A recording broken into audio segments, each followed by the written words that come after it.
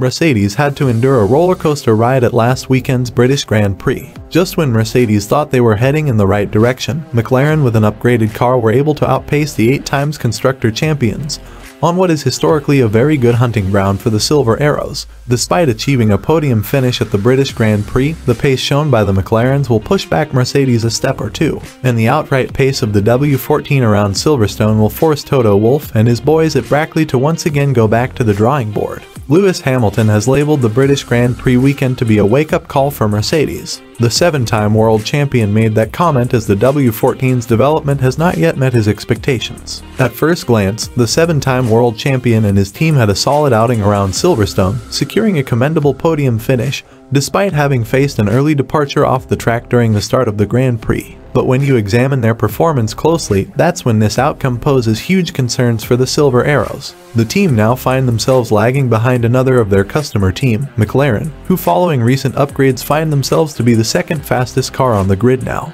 Yes, while Mercedes were able to haul out 25 points off the British Grand Prix weekend, their second best this season, they find themselves trailing another car, and not the Red Bulls. This becomes more disappointing for the fact that the team introduced a new front wing at Silverstone, which the team expected to be worth a couple of tenths. That is why Lewis Hamilton is eager to get an explanation from his team regarding their continuous struggles, despite introducing conceptual upgrades at Monaco, followed with a new front wing upgrade at Silverstone. After the British Grand Prix, Hamilton talked to Sky Sports F1, where he shared his hearty feelings towards his former team. But he extended his words regarding his own race, as he stated he knows what and where exactly the car is lacking now. For us, being on the podium was huge, and huge congrats to Lando and to McLaren. That's where I started, so to see them back there doing so well, it really warms my heart, Hamilton told Sky Sports F1 after the race. It's definitely been an up and down season in the last year and a half. We have a lot of work to do. I think I know exactly what we need to do, and I think we've got to have some serious conversations about what are we going to do moving forward.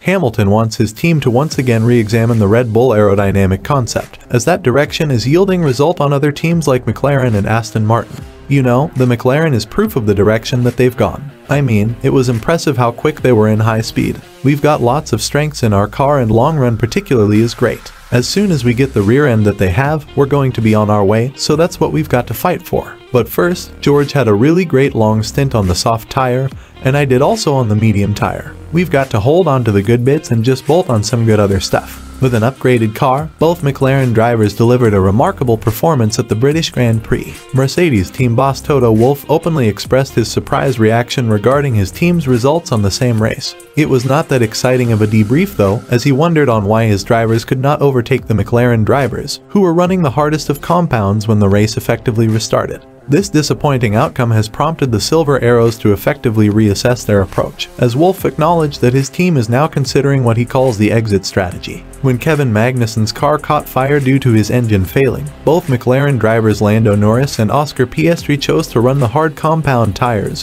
whereas the Mercedes of Hamilton was on softs, while Russell was on his medium tires. The delta between the compounds, and for the fact that the hardest compounds having warm-up issues, should have meant that overtaking the McLarens on the restart should have been very much feasible for both the Mercedes drivers. That was what Toto Wolff also expected, as he believed from that point that a double podium finish was in the cards. But to his disliking, the McLarens showed remarkable pace on the hard tires after the restart, as not only were both McLarens quick to fire up its tires, they also held the advantage on straight line speed and better high-speed cornering to keep both Mercedes drivers at bay. After the race, Wolff told media, "To be honest, when the safety car was deployed, I was almost sure, if not convinced, that we were going to eat the McLarens and finish in second and third positions or compete with them on track.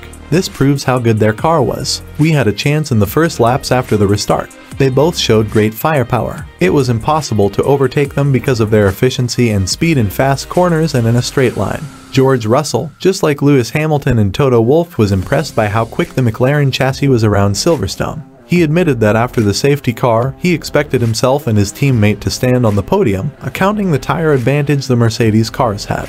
But he was taken aback by McLaren's quickness to fire up its tires, while also acknowledging the greater efficiency of the McLaren. "I thought it was going to be clear-cut. Lewis and I P2 and P3, see you later. I couldn't believe how well they turned on the tires. Perhaps if they put the soft on their car it may not have worked the same way as it worked on ours. Equally, if we had the hards on, it probably wouldn't have worked the same way as it did on their car. But medium, hard was definitely the wrong strategy. The softs were certainly the best tire. They were a good 1.5 to 2 tenths ahead of us. Toto Wolff revealed that Mercedes still have some minor updates in the pipeline, which according to reports will arrive at Spa, which will allow the team to find that missing tenth to cement its position as the second fastest car on the grid. But the Austrian acknowledged that these upgrades won't result in any fundamental performance uplift. However, McLaren's impressive pace around the Silverstone circuit proved that just a fraction of a second could be the difference between a huge haul of points versus no points at all. Lewis Hamilton securing his record 14th podium at Silverstone is a commendable result for the Silver Arrows,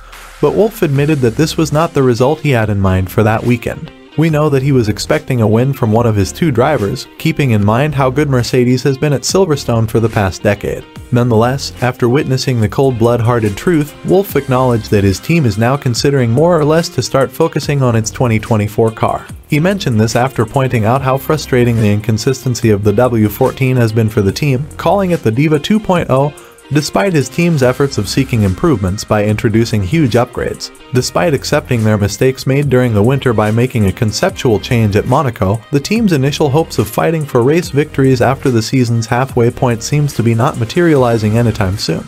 Therefore, the team is contemplating a strategic shift towards Allison's 2024 project, rather than spending more resources on Mike Elliott's 2023 project.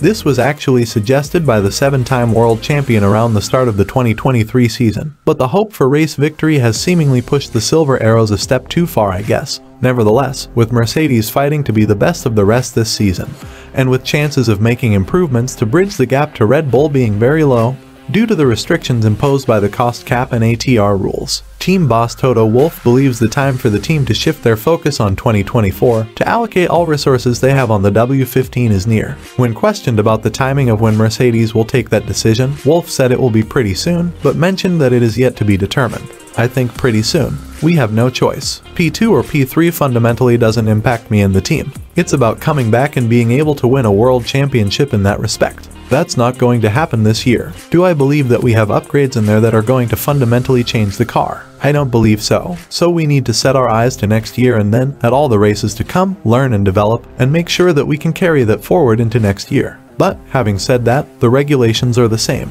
So it's not that you're not learning nothing by continuing this car. It's a balance that we have to strike right. Mercedes' acknowledgement of the need to shift focus to the 2024 car comes after a disappointing British Grand Prix weekend. The team anticipated for a stronger weekend overall, expecting the high-speed corners around the British circuit to favor the W14. But it was the McLarens who stole the spotlight, delivering a staggering result, while Mercedes had to settle as the third fastest car overall. This emphasized the need for the team to focus more on 2024, for the team to find that competitive edge they had during their domination-filled decade. Despite all this, Wolff believes Mercedes can fight Max and get that first win of the 2023 season, as he went on to add. I always believe that we can beat Max. We have a good group of people, best drivers, we just have to give them a car and it's more predictable. So with all this in mind, what do you guys think? When is the next race where hopefully Mercedes can take its first win of the season? What do you think Mercedes should do to fix the W14, or more or less, the Diva 2.0? Share your thoughts with us in the comments section down below. We'd love to discuss it with you. And on your way down, don't forget to subscribe to the channel to get notified of our future uploads, to keep yourselves up to date about the 2023 Formula 1 season.